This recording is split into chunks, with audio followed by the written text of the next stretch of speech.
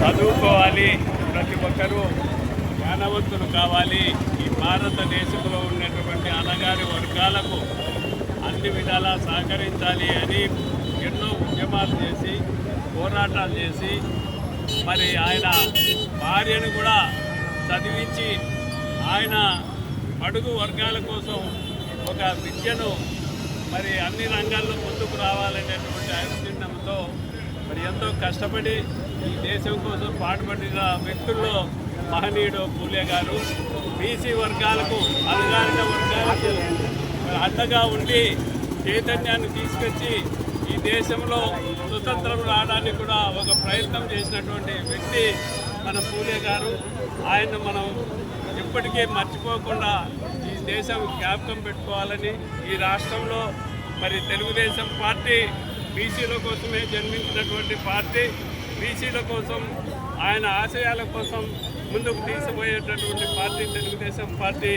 ఆ ఆశయాలను మేము తప్పకుండా పాటిస్తామని మా చంద్రబాబు నాయుడు గారు, లోకేష్ గారు బీసీల కోసం ఈరోజు లోకల్ పార్టీస్ 34% మరి రిజర్వేషన్ కోసం పోరాడుతున్నటువంటి వ్యక్తుల్లో మరి ఈరోజు ప్రభుత్వం దానికి చర్యలు తీసుకొని ముందుకు పోతుంది అనేది అందరికీ తెలియజేస్తున్నాం.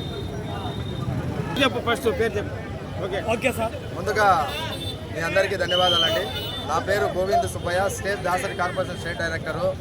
ఈరోజు పూలే గారి జయంతి జరుపుకోవడం చాలా మంచి పరిణామం. దీంట్లో పాల్గొనడం నా పూర్వజన్మ సుకృతం. ముందుగా నేను ఈ కాలంలో కొన్ని వీడియోలు చూస్తున్నాను. ఆయన చేసిండే సేవల్లో ఒక చిన్న వీడియోలో నాకు చాలా అనిపించింది. ఎందుకంటే ఆ రోజు అగ్ర కులాల్లో వాళ్ళు కనీసం చెరువులో నీళ్లు తాగుతూ ఉంటే కూడా ఆ నీళ్ళను తాగనికన్నా చేసినాడు. అప్పుడు ఆయన అక్కడ ఊరికి సంబంధించి వాళ్ళకి సపోర్ట్గా మీరు నీళ్లు తాగలేకపోతే ఈ చెరువులో పడి ఇట్లా మేము చనిపోతాం, ఆ తర్వాత ఆ నీళ్లు తాగేదానికి మీకు కూడా వర్తించదని చెప్పి ఆయన గొప్ప మంచిగా అందరికీ సమాజ వర్గానికి సేవ చేయడంలో నేను చాలా మంచి అనిపించింది నాకు.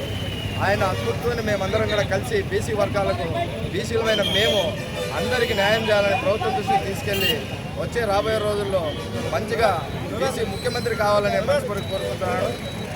జై హింద్, జై భారత్. నేను కానీ